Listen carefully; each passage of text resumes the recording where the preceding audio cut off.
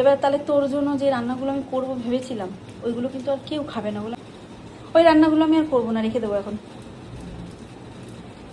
কারণ ওইগুলো কেউ খাবে না। ফালতু ফালতু হাত দিয়ে করতো, আমিও খাবো না। আমার হাতের জন্য আমি মরে যাচ্ছি। এক্সপো থেকে এত প্রোডাক্ট কিনেছি, ওই প্রোডাক্টটা ক্যারি করেই আমার এই আমি যে কেন কিনলাম না তাই ভাব। এই যে বান্ধবী আবার কিন্তু আমার জন্য চাটনি করেছে, অনেকটা চাটনি। আমি চাটনিটার মধ্যে কিন্তু কিছুই নেই। হুম, বাড়িয়ে বলবি না মারাত্মক হয়েছে, হেভি। তুই যেরকম খুব মিষ্টি না, আবার মেকআপটা করিস, আমি ওই রান্নাটা একটু টুকটাক করি। তো রান্না নিয়ে কোনো কথা হবে না। আমি কিন্তু এটার মধ্যে কিচ্ছু দেইনি, শুধুমাত্র চিনি দিয়েছি আর একটু ফোড়ন দিয়েছি, আর কিচ্ছু দিই কিচ্ছু। কালকে আমিও করেছিলাম, সবাই চেটে পুটে খেয়েছি। হ্যাঁ, কিছুই দেইনি। পুজো করে নিয়েছি বান্ধবী বাড়িতে এসে, এবার যাচ্ছি ভোট পুজো করতে, তারপরে যাবো বাড়িতে। হ্যাঁ, জল খেয়েছি। তুলসী গাছ হয় না, ভরে দেবে, এই দেখ, এই দেখ। এই তো বর্ষাকালে তো আরো পেয়ে যাবে।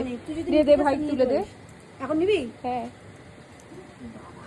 এই যে বান্ধবী, বান্ধবীদের গাছে রাখো কত এচড় হয়েছে। ধরে আমি ঝুলবো, ঝুলে পড়।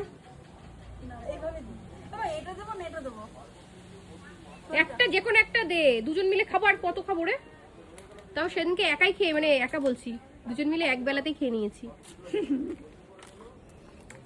তারপর ওদের বাড়ি থেকে বেরিয়ে ধাত্রীগ্রাম চলে আসলাম বাবার কাছে। এই যে এগুলো আমাদের দোকান, ভোটের দিন বলে প্রায় বন্ধ। তো বাবা আমাকে ভোটার স্লিপ দিচ্ছিল, তো ওটা সঙ্গে করে নিয়ে আবার বেরিয়ে পড়লাম টোটো নিয়ে। আমাদের বাড়ির পাশের পাড়াতেই ভোট, আর ভোটের দিন একদম কিন্তু শুনশান ছিল। আমি প্রত্যেকটা সময়ই যতবারই ভোট পড়েছে ঠিক এই দুপুর 3টে থেকে 4টের মধ্যে এসে ভোটটা দিই, পুরো ফাঁকা থাকে। আজকেও সেম, আমি একাই ছিলাম।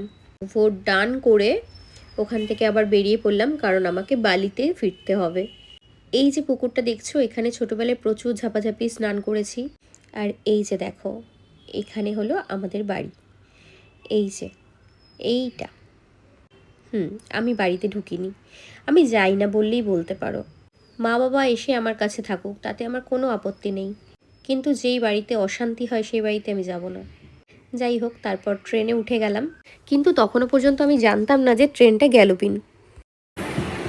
সে কি কাণ্ড বাবা রে বাবা, ট্রেনটা তো দাঁড়ায়নি, বেলুড়ে দাঁড়িয়েছে, বেলুড় থেকে আবার ট্রেনে উঠে গেছি অন্য ট্রেনে, এবারে বালি নামবো। শেষমেশ